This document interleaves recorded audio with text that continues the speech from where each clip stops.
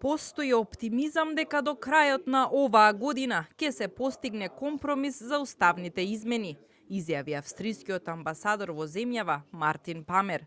Според амбасадорот, Македонија веќе со една нога влегла во Европската Унија, бидејќи испорачала одлични резултати. Но наместо да се придаде значење на овој успех, премногу внимание се посветувало на уставните измени кои се бараат од нас. Macedonia is working currently on the roadmaps. Владата на Северна Македонија моментално работи на акцијските планови и патоказите. Мислам дека патоказот за малцинствата ќе се испорача до Европската комисија овој месец. Затоа постои одреден оптимизам дека можеби ќе се заврши и со компромисот 2022 до крајот на оваа година. Северна Македонија е веќе во голема мера интегрирана во Европската Унија во контекст на економијата, билатералните односи со ЕУ членките.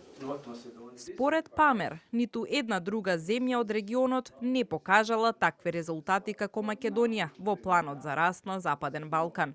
Од владата пак се надеваат дека ЕУ ќе го препознае тоа што Македонија го направила, но и признаваат дека се уште имаме многу работа пред нас.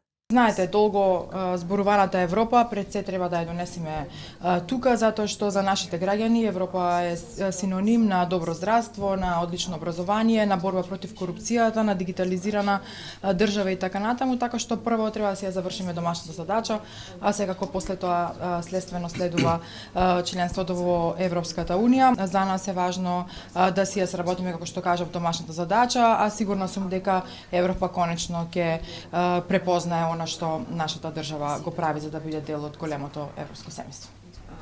Од Министерството за европски прашања потврдија дека нема измени околу црвените линии при преговарањето со Бугарија за уставните измени.